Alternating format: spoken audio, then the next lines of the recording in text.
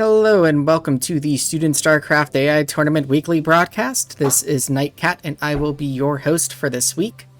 I have some very exciting news. The round-robin phase of the Student StarCraft AI Tournament has begun.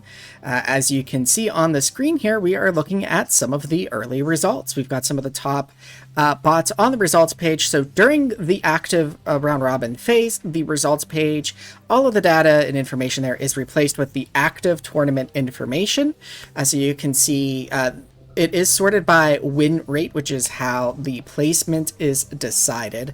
So highest win rate gets first place, and then 1st through 16th will be placed into the elimination phase.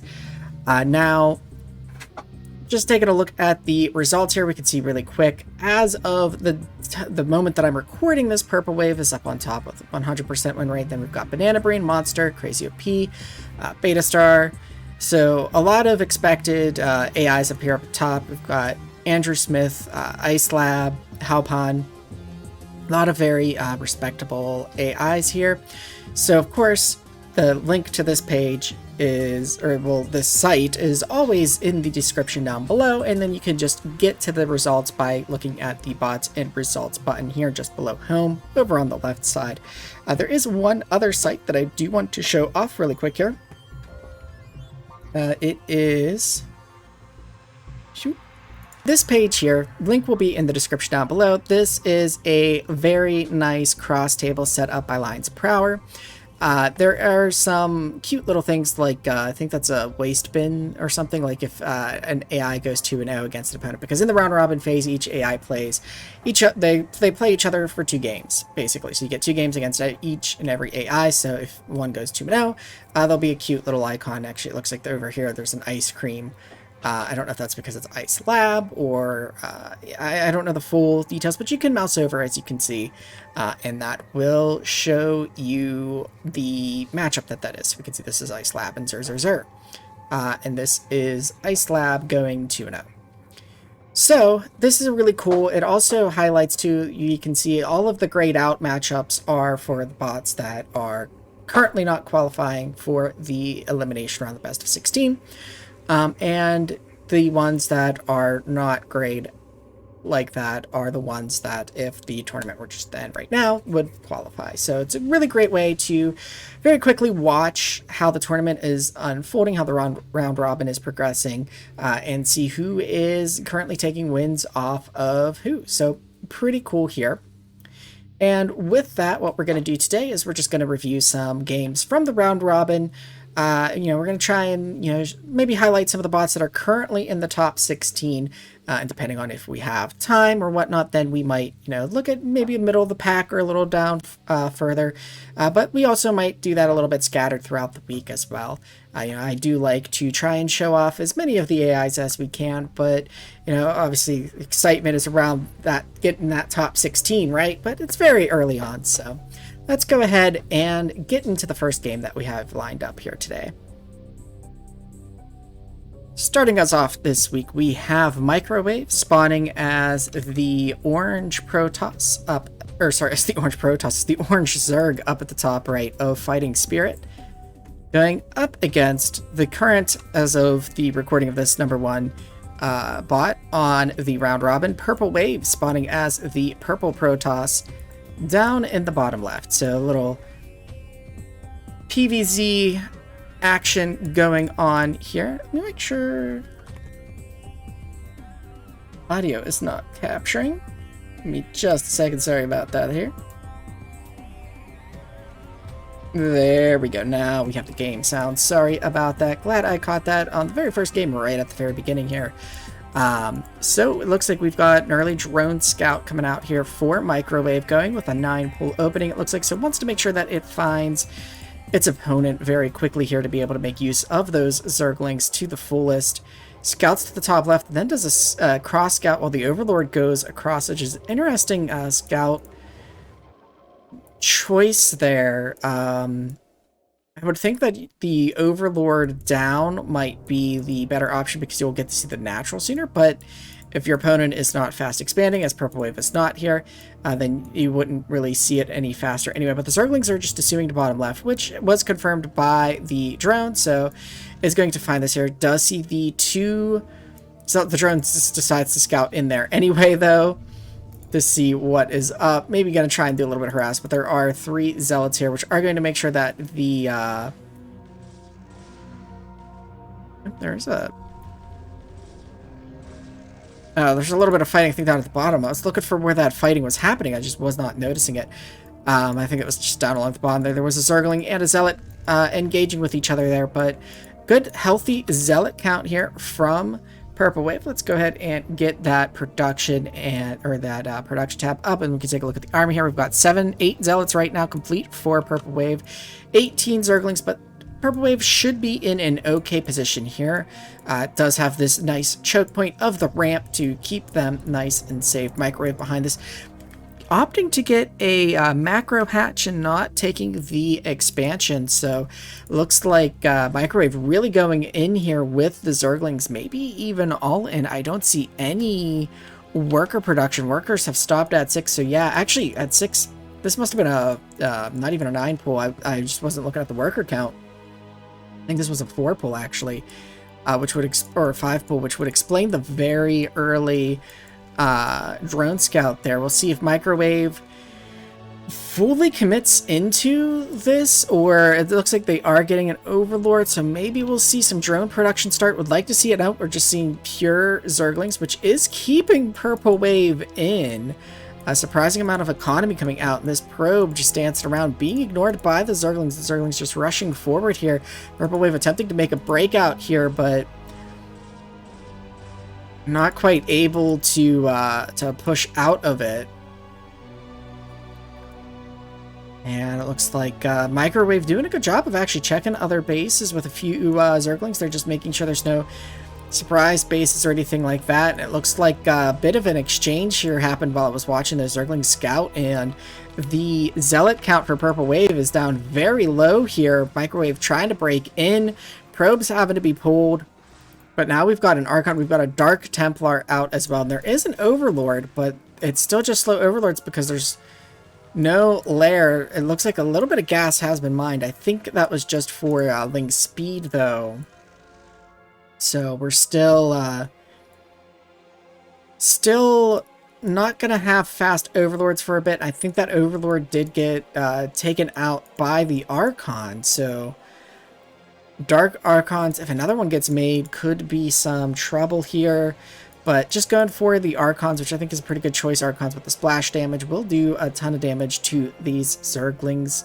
And I don't know. Okay, it looks like we're not even getting Storm yet, so it looks like High Templar are the plan here. Now we've got the Zealot, Archon rather, army marching out, and Microwave's Zergling army wisely falling back, but just pure Zergling I don't think is going to be able to handle this. Another Overlord gets caught in the middle that was trying to come over to assist, and here we've got another Overlord that's going to get caught by the Archons there. The Zergling army here being pushed all the way back. I would have liked to have maybe seen the Zergling army attempt to do like a I got some long distance mining here because this natural is so late for Purple Wave. We're even getting some Sunkens here. It looks like we did get a few drones, so maybe Microwave at this point, when the Zerglings were forced back. Purple Wave, your army? Purple Wave just kills all the Zerglings, kills the Sunkens, and then just decides to go home, I guess. Alright. Interesting choice there. Definitely could have ended the game, but I guess is just transitioning more into like it's the plan that it has been wanting to do. We do have Corsair out now. There is a Hydralisk Den, but I think it's a little bit too little too late here in this transition out. I think really needed the transition out of that base starting plan when the Zerglings had Purple Wave contained as opposed to when Purple Wave broke out, because at that point you're just not going to be able to move fast enough into anything else to be able to hold up. But now we do have Purple Wave's army coming in to finish up the match here. And we can see a very strong showing here by Purple Wave. Microwave doing a lot of things right as well. And that will be our first game that we're watching out of the round robin. So let's go ahead and jump into the next one. So for game 2, we will look at Banana Brain, who's if I'm remembering what we were looking at for the standings right, is currently ranked number 3 or 2. Yeah, I can't quite remember if it was 3 or 2. Going up against, well, spawning as the orange Protoss up at the top left. And I was looking at their opponent, Chris here, going as the yellow Zerg down in the bottom right. And this is on Circuit Breakers. So here we see a difference in style here. We do see a fast expand coming out of Banana Brain here. We do have the pylon at the natural, and then the we're going to go ahead and get thrown down. And I got this out of place here. Just fix that. There we go. And the scout going out across the map. Gonna go look up at the top right there, and we've got Chris here going for a creep colony next to the spawning pool, so it looks like probably going to get a sunken there. A little misplaced maybe, but this map can be tricky for actually no, this one is not the map that I was thinking of in terms of trickiness for analysis, but very interesting sunken placement here. Not really going to defend the gas or the mineral line, but actually I think this is just stock BWA API positioning. I think I recognize that. That positioning kind of funny to see and recognize it. But we do have, so we're getting the, looks like maybe 5 sunkens here. A 6th sunken. So a lot of sunkens off of one base here and really just droning up.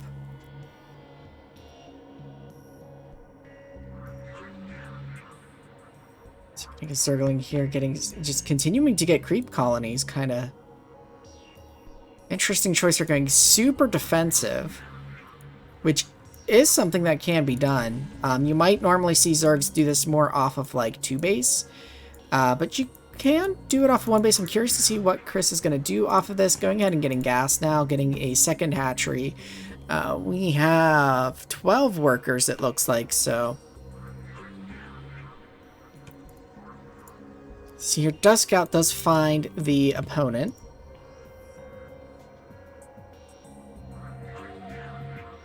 Looks like we are also getting a lair now, so we'll see if this is going to be for mutas. Looks like Banana Brain here is teching up back home. Looks like they're working their way to that sort of speed. Oh, a ton of buildings just getting thrown down now, but it looks like we're getting towards that speed, zealot, and corsair type of a build. And there's no anti-air yet. The lair just finishing here. Chris might be in a bit of trouble as this corsair is going, the first one is going across the map now. And the spire just starting.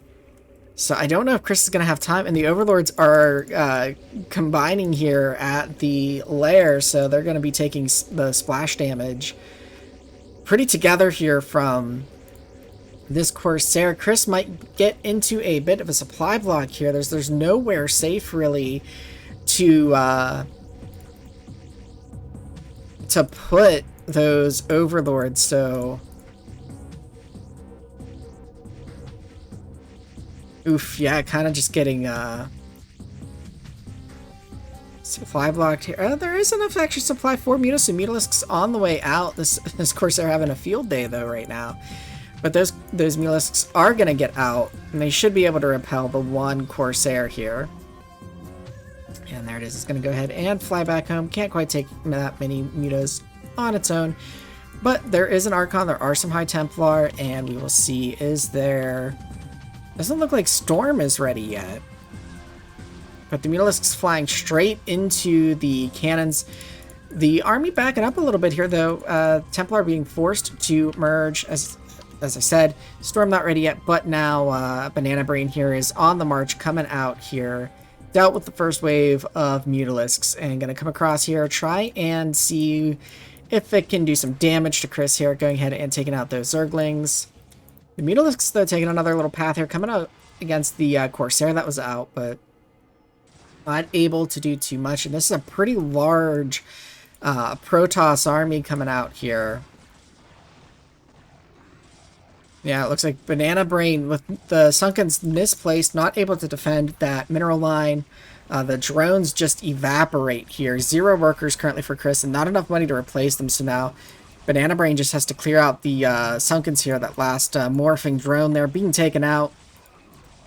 There was a Queen's Nest, so it looks like was maybe considering going for some hive play, but yeah, that's going to be it for this game. Pretty quick and short there. Solid win by Banana Brain. Good attempt there at. I like the logic there of get the Sunkens to protect yourself and then tech up, but just a little bit of misplacement there, and I'm pretty sure that is just the stock BW API placement, or get building location, giving those positions. So let's go ahead and get into our next game. So we're seeing a lot of Protoss and Zerg sort of being up near the top of the bracket here. So to mix things up a little bit, this matchup here still has a Protoss, which is in the top 16 currently as of this recording. Andrew Smith spawning as the teal Protoss up at the top left, the Fighting Spirit. But we have a Terran here, Icelab, spawning as the white Terran down in the bottom left. So Icelab, quite the staple here in the SSCAIT world. I guess you could say realm, world, however you want to phrase it. So we got ourselves a Protoss vs Terran, Terran vs Protoss here, which is a pretty fun matchup.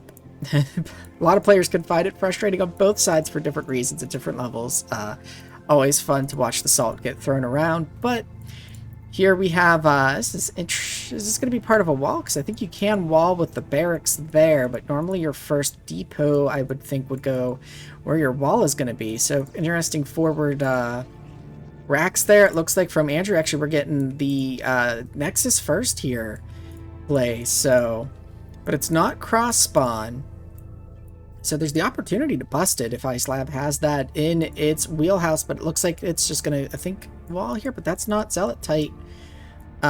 With the depot on the left, you need the depot on the right to be Zealot tight. So hopefully that won't cause any problems for Icelab, but it doesn't look like there will be any Zealot pressure necessarily anytime soon here. We don't have any Zealots in production. We do have the Cybernetics core. We have a second gateway coming down. The natural Nexus here just finishing up. Couple of Marines sitting on the outside of the wall there. Well, I guess it's really a wall. You have a giant gap here, which looks like it's about to be closed. And you've got the not Zealot tightness here on the left side. So, not exactly a wall, but does make that choke a little more slender. We do have the Zealot and a gas-carrying probe, which they're like 25% more scary when they're carrying that little gas canister.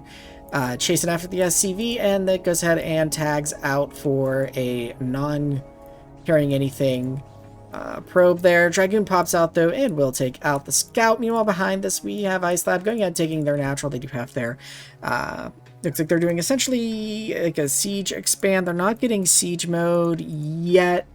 Don't quite have the material or the money for it. There we go. We see it spinning up now. Should be, yep. Okay, there it is. The siege mode.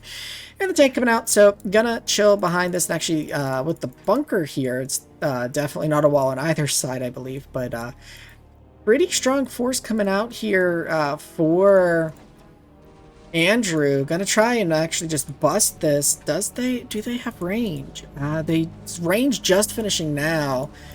And yeah, maybe had a shot at doing something there if they had waited for range to finish and sat back. But at about the same time, though, siege did finish there. And siege mode up on the high ground. Great use of the high ground there too. You don't see that a whole lot in the bot world. Would be able to push it back. So no real window there for Andrew to bust that front. But other than just making the army a little bit smaller by throwing those units away, not too much of a loss for Andrew. And here we have the vultures out now. It looks like we are getting mines, which should finish we're getting vulture speed. Sorry, the mines are finished already. So there we have the lift of the wall to let the vultures out, and they're going to go ahead and take map control for Icelab as There is no robo out yet for Andrew, at least none that I am seeing, and so there are no observers, and we'll have to be very careful of those mines. And here we have the mines, and actually a very nice grid being formed here, and I kind of like this spread out approach to the mines. You will see a lot of bots kind of stack mines, which can actually cause problems for it if they're stacked directly on top of each other in the same positions. Sometimes you do want mines to be a little bit close, so that way, if one pops up, even if the units have an opportunity to attack, you can still, maybe have one land and get some damage off. But with the spread out approach, I like it. It's giving you sort of like maximum coverage. Makes a cute, nice little grid here down in the mini map. So pretty cool to see here. Taking a little bit more forward position here, utilizing this bridge as a choke. This is sort of what you want to see as you go ahead and get ready to take your third. Taking the third away from the Protoss. I like this. This is leading more towards like a split map sort of situation here. Going ahead and taking out a scouting probe, which did see this third getting made here. And Andrew really needs to go ahead and take some bases in response to this, right? As Protoss, you usually want to be up in bases, but it looks like trying to take a bad base here. Or is it just scouting? Hard to tell. The probe is now falling back. Actually, I missed this top right base here altogether. So Andrew is now taking the fourth over here. So that was just like a scouting probe, and it looks like Andrew with scans has found this top right and sort of positioning to maybe do something about it. There still are no observers out. There is a robotics facility. Looking at the production tab here, okay, we do have an observer on the way, so there is a observatory out. Oh, right above the robotics facility, and I just don't see it. I don't know what's going on with me today. I'm just blind, but we do have this fourth here getting hit, which is going to put the third at risk as well. The army is trying to come out here, but the army of the Terran is already across this bridge, and it's almost like defending back home, right? Because you've got the bridge, the choke to your advantage, but the vultures are not getting in between the Protoss army and the tanks, allowing the zealots to get on top of the tanks. They're very unfortunate to see, that push peter out that way. Icelab really, I think, could have kept that push alive a lot longer if those vultures had stayed in between the Protoss army and the tanks. But this grid of mines just slowly spreading out more and more. Very nice protective layer there. Looks like not expanding over here, just getting some additional buildings here. Yeah, it looks like Icelab doesn't put any buildings right next to each other, leaves space around everything, and that's, except for right here. But that's kind of causing some issues now where it's running out of space in the base, right? So it's starting to build some factories up here, but it doesn't really want to expand up there anyway, because that's a little too easy for the Protoss to hit, given these spawns. And we do have a dropship coming in here. We'll see. It's going to run, unfortunately, right into the Protoss army there in that natural. That drop might have been more effective up at the top right. We have a few probes just kind of chilling out there. So hopefully this replay has not desynced. It doesn't look like it has. I see new units doing things unless they are just following rally points, which could be possible, but we're seeing more and more mines getting laid, so I don't think so. Oh, and that drone getting taken out there by a spider mine. Icelab really just taking over the middle of this map here with these mines. Kind of crazy to see that happening. Maybe a little transfer of probes here. Oh, okay, did end up taking that base closer to the Protoss in the end. And going ahead and taking this. I was going to say, I was like, kind of expecting over here to the right to be taken more. It looks like Andrew wants to take this bottom right, but there's kind of a problem. There's a mine in the way. We've got some drop ships that came to the bottom right. See what's there, and then just go ahead and back off. Now, here at the front here, we have a whole lot of storms. They're kind of melting the vultures.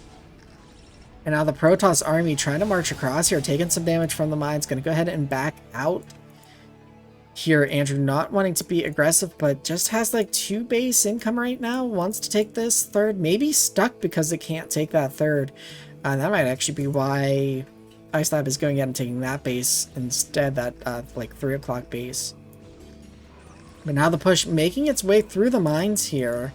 And this is what I was talking about with them spread out when the mines pop out, the Protoss army kind of has the opportunity to take them out, right? And with the mines that far away from any army units, but look at the Protoss army just sort of melting here, this factory acting as sort of like a body blocker here, keep the Protoss army back. There's just so many tanks in the high ground. Protoss is not going to be able to bust this. Perhaps a poor choice in targets here. There's a lot of bases that are not really defended for Icelab that could have been hit here by Andrew. But instead, Andrew diving into this natural here and throwing some more units, it looks like, trying to see if he can bust this. But now Icelab coming out, doing a bit of a siege here. Maybe not the best move. Could have fought a bit more. Oops, I always move this thing on accident. And then I move it into positions where I can't get it back into place. There we go. So Andrew transferring probes through the Terran base here. We do have Arbiter out in play now. I don't think we have any science vessels out, and I don't see any science there is a science vessel in production, so there will be one out shortly. But Icelab does have those scans to be able to see the cloaked units at the very least. And I don't think Andrew has stasis yet. Nope, I do not see it researched or even on the way. Andrew is very starved for money right now and gas. Kind of low on the worker count, despite the base count here. Now we have some ultra probes pulling way far from the cannons. Unfortunate to see. That's going to really hurt that worker count. Now Icelab kind of operating on two theaters, two fronts here, right? So we've got this bottom right here pressuring that base, cleaned up all the workers as the workers just kind of offered themselves up, and then also trying to pressure into this natural here, or at least kind of contain right across this bridge. But looks like trying to move up, and it looks like, okay, did miss that. That Arbiter did dodge that EMP. Good attempt there by Icelab to catch that. But again, I think stasis is still not even started to be researched. Again, Andrew just does not have the money or the gas for it. Super low on workers, just down to 12. Icelab's going to go ahead and move in here to clean up this natural. And go ahead and take this game. So Andrew's doing a lot of sitting back here, not really getting a lot of pressure on the Terran, allowing the Terran to just sort of build up, take bases uncontested.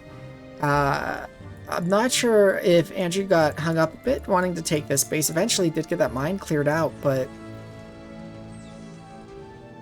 the two AIs kind of like just picked and chose bases and let each other take those bases for a little bit. I mean, there was some pressure. There was a base cleared by Icelab, so it's not the entire full picture here. The Arbiter's abandoning the main now, recognizing, oh wait, there's nothing really there to defend anymore. Well, maybe not. I don't know. Yeah, Icelab's going to clear that, and then go ahead and clear this bottom right and top right. Bottom right, actually both trying to reproduce that probe count. Excuse me, sorry, I'm talking so much that it's making me on here, as it's been a little bit since I've done a cast. But yeah, we've bottom right is now cleared out, and now this top right gonna go ahead and get cleared out as well.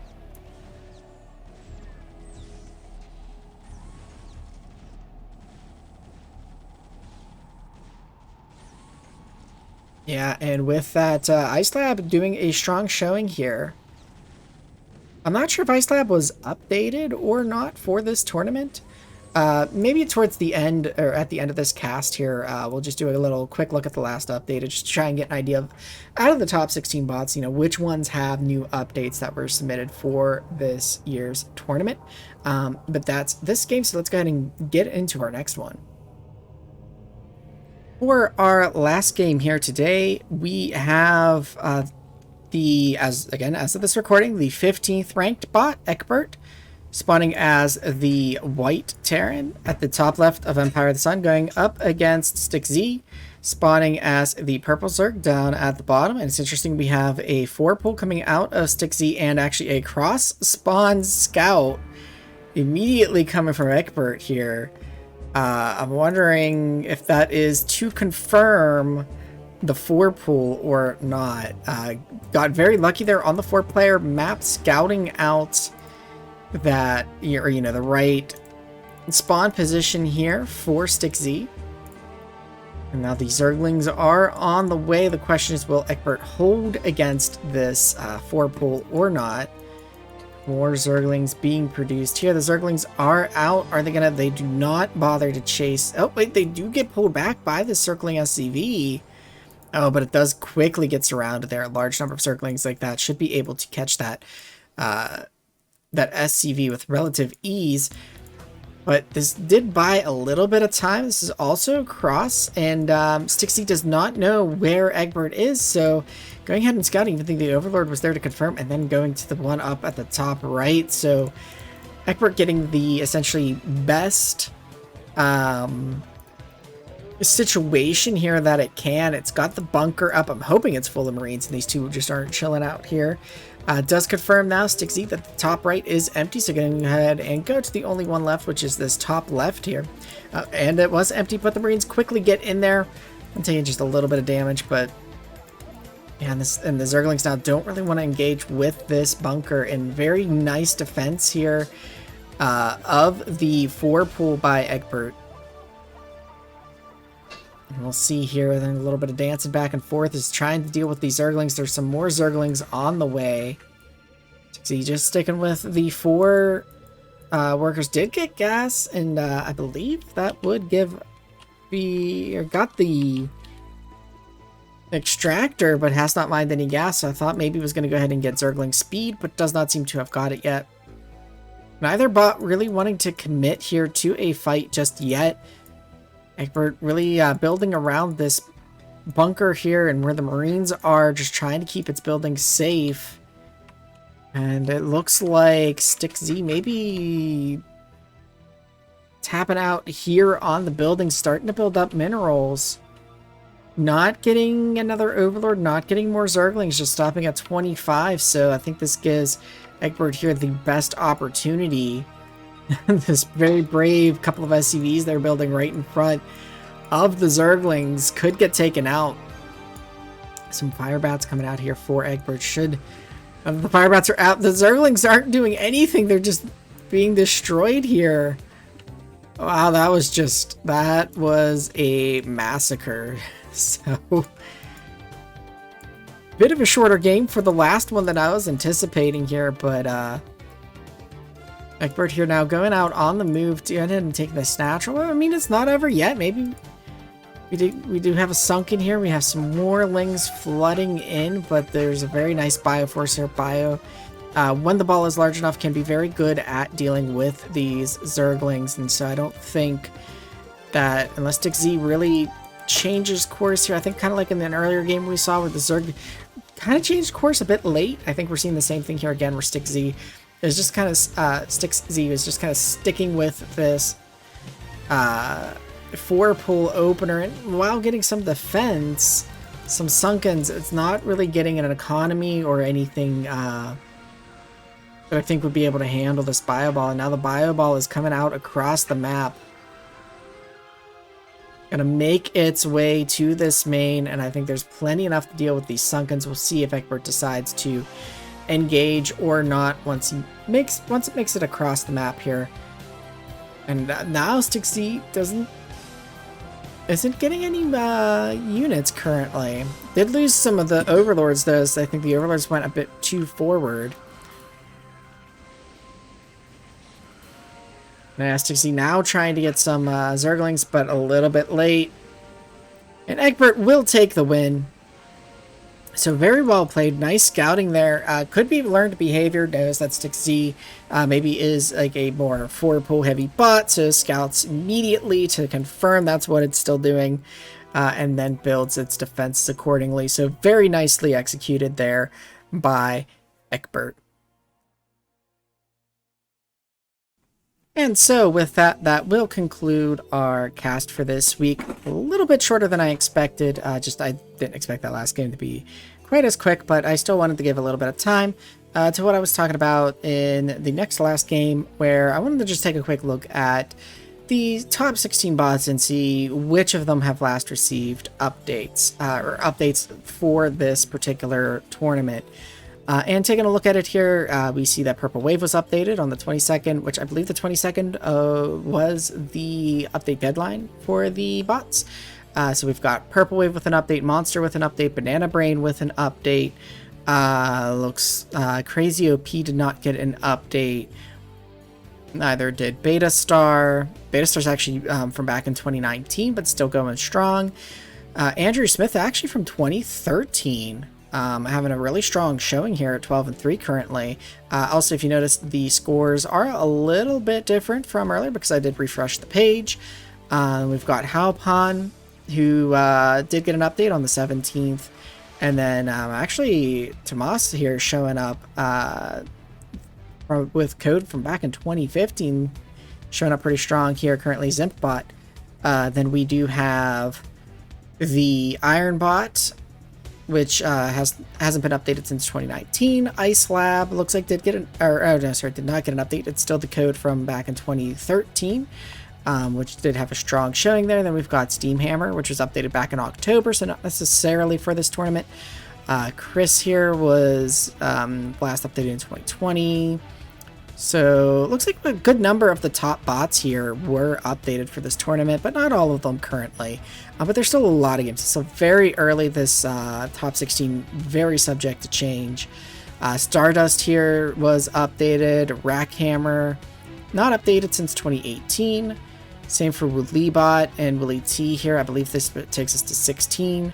Currently, Willie T was indeed updated as well. So definitely excited to see how this field sort of plays out as the tournament goes on. As we get more games, we should start to see a bit more clearly who's going to be on top of the pack in this year's tournament and make their way to that elimination phase.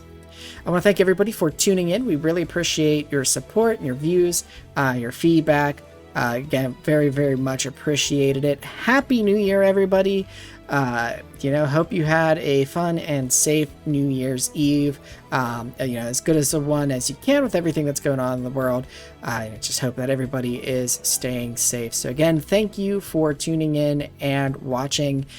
And until next time, take care, everybody.